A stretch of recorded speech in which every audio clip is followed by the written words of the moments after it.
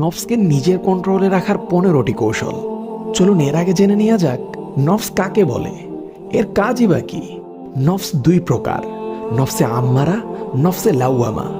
নফসে আম্মারা হলো যা আমাদেরকে অসৎ কাজ করার প্রতি উদ্বুদ্ধ করে থাকে, আর নফসে লাউয়ামা হলো যা আমাদেরকে ভালো কাজ করার জন্য উৎসাহিত করে।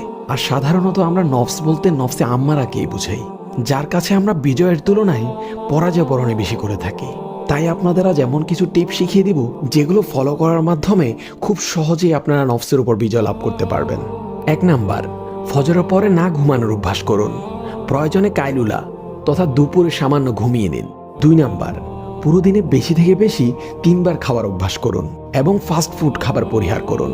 3 নাম্বার, প্রতিবেলা খাবার খাওয়ার সময় যতটুকু খাবার যথেষ্ট মনে হয় এর চেয়ে একটু কম খাবেন।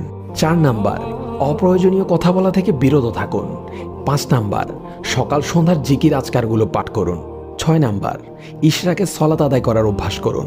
7 নাম্বার, প্রতিদিন নিয়ম করে কোরআন তেলাওয়াত করার অভ্যাস করুন। হতে পারে তা কয়েক আয়াত কিংবা 1 পারা, যে কোনো পরিমাণ। 8 নাম্বার, ঘুমের পরিমাণ কমাতে হবে। 9 নাম্বার, ফজরের পরে কিছুক্ষণ ব্যায়ামের অভ্যাস করুন। 10 নাম্বার, দৃষ্টি অবনত রাখুন। না পারলে ওই সকল জায়গায় এড়িয়ে চলুন যেসব জায়গায় ফিতনার আশঙ্কা আছে। 11 নাম্বার, সোশ্যাল মিডিয়া অ্যাক্টিভিটি কমিয়ে ফেলুন।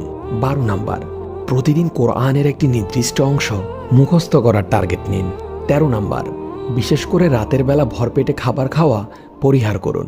14 নাম্বার, রাতে ঘুমানোর পূর্বে অজু করে 2 রাকাত নফল সালাত আদায় করে নিন এবং ঘুম না আসা পর্যন্ত আস্তাগফিরুল্লাহ আস্তাগফিরুল্লাহ পড়তে থাকুন। 15 নাম্বার ও সর্বশেষ ট্রিকটি হলো নিয়মিত তাহাজ্জুদের সালাত আদায় করার অভ্যাস করুন। আল্লাহ আমাদের সকলকে নফসের উপর বিজয় লাভ করার তৌফিক দান করুন। আমিন।